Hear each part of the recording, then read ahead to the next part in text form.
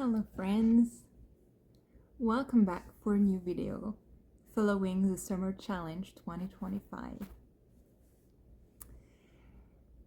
As usual, if it's the first time you see the video, just let me know that I can welcome you properly. Let me know in comment. If you watch the replay, then I like to know that I can welcome you properly. If you're coming back, then welcome back. I'm glad you're hanging around. So I was almost going to skip that video today, and I had the inspiration to talk about accountability in relationships. So when we think about building relationships with someone, a partner, a spouse, kids, family, clients, colleagues, co-workers, partners in business, we don't necessarily think about entering a contract. When it's business, usually we think about a contract, but when we enter a relationship, we have those unspoken rules about entering that relationship. And the thing is, we don't necessarily think about it, and so we end up with something like, well, I'm always the one calling, he never calls, or she never calls, or I'm always the one that is asking to get out for a coffee or tea, then they never ask. I'm always the one inviting, they never invite me. I'm always the one offering to meet somewhere, then they never propose anything. Or I'm always the one pointing out the issue here. They don't care. They never look at it. And so we go into that assumption that people should know better what we want. But we never really took the time to look at what it means to enter the relationship with that person. Because maybe for that person, for that friend, entering a friendship with them, that means, well, I'm not really the kind of person that is always calling and think about wishing happy birthday all the time, so I'm just forgetting those things. That's part of the contract if you want to be my friend. But there is no contract, there is no signature, and so we don't think about those things.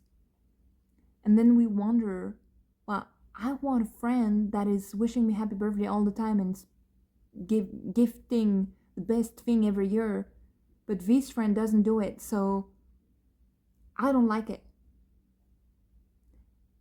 And then we think about, well, I want my spouse to ask how my day went and what I'm doing and how I'm feeling, and he never thinks about it. He just doesn't care.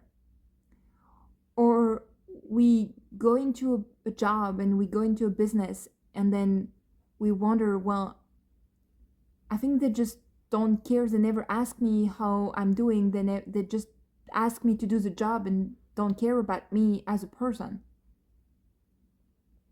But did we take time when we entered that relationship to ask what are the rules, what are the guidelines to enter that relationship with a person, with a business? And so usually what we hear when we are into employment with different companies, we usually hear before the interview, look at the values of that company and make sure it fits what you value too. Well, the reason for it is that I need to know in which guideline I'm entering the relationship with that company to make sure that on the long term that's gonna fit. And in personal relationship, it's a lot more subtle because there is no contract, there is no policies about values and guidelines, and it's more unspoken. It's more, I'm entering a relationship with someone with expectation, but if that person doesn't match my expectation, then I feel disappointed. But in the first place, I didn't take the time to know what this person has for a guideline to enter in a relationship with him or her. And so what I figure it's really helping a lot is being accountable for what we expect of people and what people can expect of us. And so in my case, for example, I know that I'm gonna forget birthdays. Like, I know couple birthday, it counts on my line, on my hand. I know my close family, I know my partner, and that's pretty much it. Like, if I forget friend's birthday, I forget colleague's birthday, I don't think about it. It just doesn't mean I don't care. It's not something I think about it. And so it requires me an extra effort. If I know it's important for someone to have a happy birthday from me, then I'm gonna make an extra effort to remember, because I'm going to make a note on my agenda or something. But entering in a relationship with me, in a friendship with me, it means, oh, maybe she's gonna forget my birthday sometimes, or she's gonna like wish me happy birthday a month later. So it's being accountable for the expectations we have when we enter a relationship with people. It's the same way when we enter a contract with a business, with an employer, then we know what does that mean to enter that business relationship. The same way when we meet someone, we want to enter in a relationship, in an intimate relationship, in a friendship, we want to reinforce some bonding. We need to know what does that mean for them to enter a relationship with them, and what does that mean for us to enter a relationship with us. What can they expect of us? And do I have expectation from them?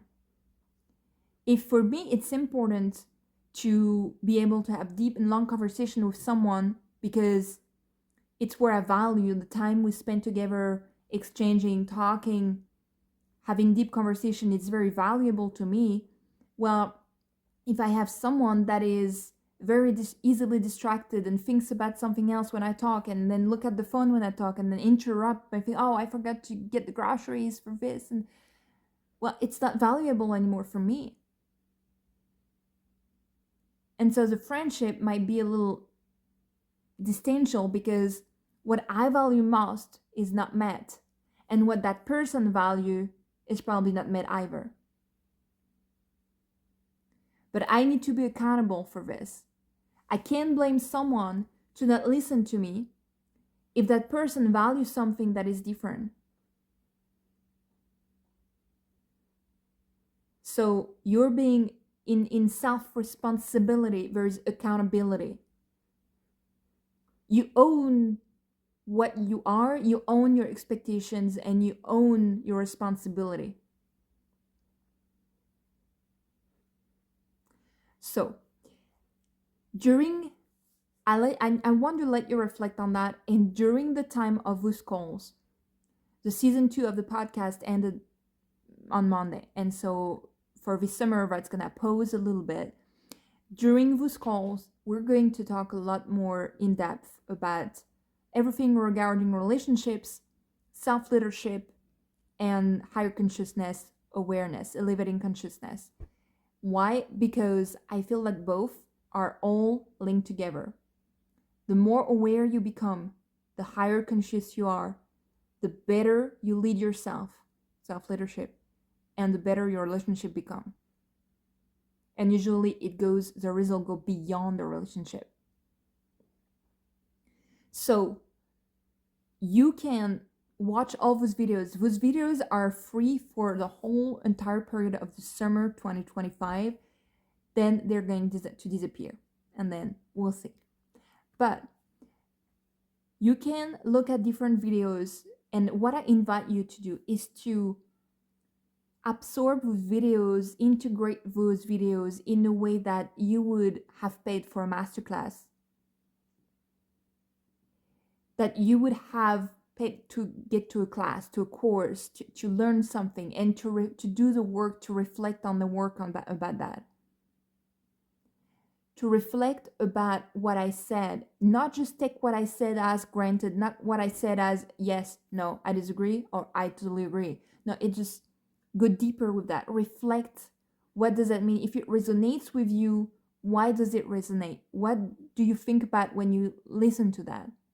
If you disagree with me, then that's good. That's good, because that means you learn by contrast that what I said is not your own truth, but then what is your truth? Go deeper, go further with that. So you're gonna have all these videos. You also have the monthly newsletter is sent as usual. So you're going to have different things to look at, different resources. I'm sharing different resources in your newsletter, usually different perspective I can get deeper and deeper into the newsletter. I'm sharing also all the updates about the offers. Right now, the best offer for you is the Clarity Call, where you can choose what is best for you, either a 2-hour formula or two months or 4 months. And depending, it starts at $333 for right now. And then it goes up to $2,222 if you choose to have 2 months call. And then if you want to have a full dive deep in leadership, in relationship, in higher consciousness, then you get 4 months. If you know you want to invest your time in it, then you get 4 months, and the 4 months are by $5,555. So a lot is coming behind the scene. I don't want to say too much, but you'll see. Right now, I really want to build that movement in the group where I feel we're going towards the same vision. Whereas the vision is we build leaders that are not only leading themselves, but are guiding other people to build relationship, to build their life around relationship and connection that are true, that are authentic, that are solid, that are there is no blame, there is no reactivity, because we all leading ourselves in the best way we can. And if we mess up, if there is something happening, then we have other people around that can help us to get back on track, to bounce back, to get up, and then take back the leader position. So I want to build that movement where we want to build that as a group, and then it grows, and in society we imagine what it could be if the first thing when you have someone honking your car behind, then you're dropping because it outside your age. You keep your power. You're not letting someone else influence your day and your power and in your leadership. And so you lead yourself. If people don't respect that, that's nothing about you, that's about them. The outcome could be so different. So I want to build that group. If you think all this discussion helps someone or could help someone, invite them to the community, invite them here. We're going to talk so much more. We're not even halfway through. There's so much more to come, so much more topics. So stay tuned, and I'll talk to you soon. Bye-bye.